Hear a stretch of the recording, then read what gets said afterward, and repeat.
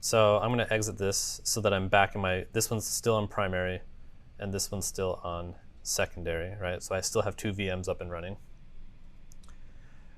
We're going to set up how to do Sftp.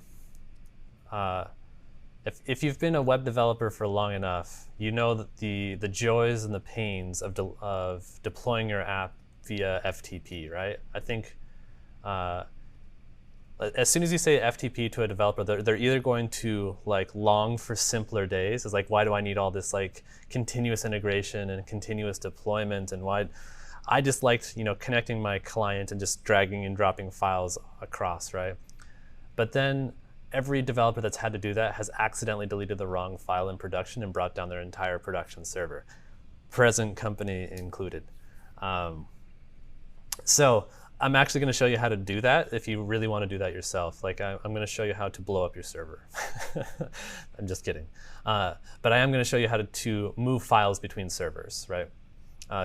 Like for example, if I had files that were on primary and I needed to get them to secondary, I'm going to show you how to do that connection via FTP, which is called File Transfer Protocol, but specifically a variation of FTP called Sftp, Secure File Transfer Protocol. Okay, so all I can say is buckle up. This is probably the hardest part of what we're going to set up today. If you're going to, assuming you just did the previous section with me with the SSH keys and everything like that, you're just going to say exactly the same command, just change the SH to FTP and then hit enter. I'm just kidding, this is the easiest thing. We already set up the SSH part, and so if you set up SSH, you set up FTP at the same time. So that's like one of the really, really nice parts about Sftp is like when you set up SSH, you are inherently setting up Sftp as well, because they use the same protocol, they use the same ports, like everything kind of works the same. So that's a really nice feature. You can disable, like so that maybe you don't want people to be able to connect to your server via FTP, and you can disable it, but by default, it'll just work out of the box as long as you make one or the other work. And so just by saying Sftp like that, I am now connected to secondary via Sftp. So this isn't quite exactly the same. Now everything works a little bit different. Like for example, tab completion does not work inside of this. But now I can say pwd, you can see the remote working directory that I'm in is /home/Brian. And then if I say lpwd, the L standing for local, you can see that my local working directory is in Ubuntu, right? So let's say I wanted to put a file from my primary onto my secondary. So I'm going to say LLS for local list, right? And I can see here's all the files that I have here on my local computer. And just pick any file, it doesn't really matter. I'm going to pick status.txt, right?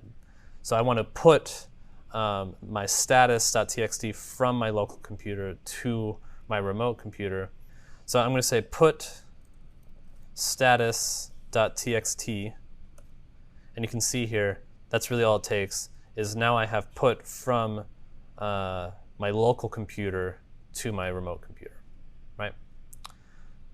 Now there's something really nice you can do here. If I put exclamation point here, I can actually run commands on my local computer if I forgot to do something there. I could, let's say I say echo hello, this is Brian. And I'm going to put that into a file here called file to put.txt. So I can say exclamation point cat file to put.txt. And you can see, cool, I have this file here called hello, this is Brian. So I want to put that file, so I'm going to put file to put.txt, and then I want to rename it something else. So I can say putted file.txt. Okay. So now if you go over here and look at secondary, if I ls here and I get out of here, you can see I have putted file, hello, this is Brian. So I'm moving files across the network here, right?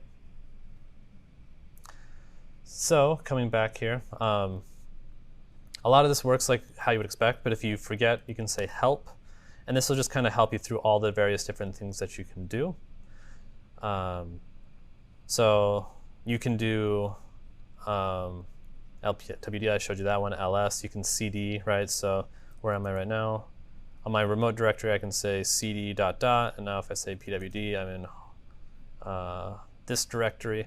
So I guess something to kind of keep in mind when you're doing SFTP. Normally, when you're on one computer, you're navigating around, you're in one directory at one time, right? When you're in SFTP, you're on two directories, right? You have a local directory and a remote directory that you're manning all at the same time. So again, I have a local working where I'm in home Ubuntu, and I can say lcd for local change directory. And now they will both be in home if I look at them. So I'm going to change back both of them to their home directories. That's interesting. All right, so the remote one I want is Brian. There we go. So now they're back in their home directories.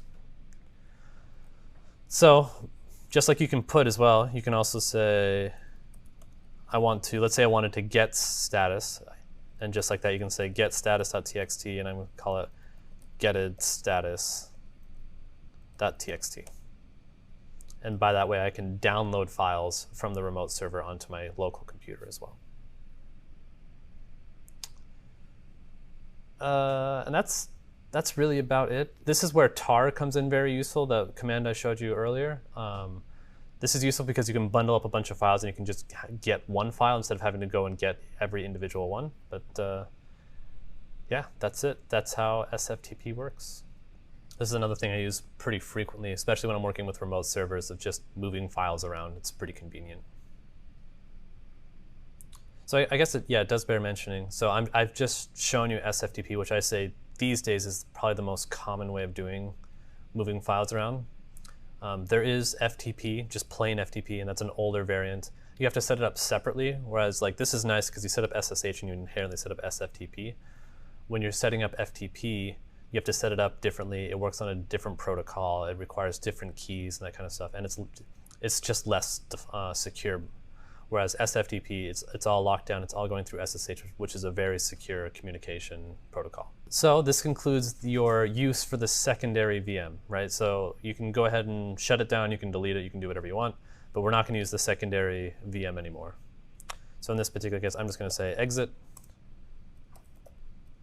And I'm going to, get out of there. Out of SFTP, one of my favorite things is the way you get out of SFTP is you say bye, and that's it. And it's done. You can also say quit and exit. There's a couple ways to say it, but because bye works, I feel compelled to do it that way.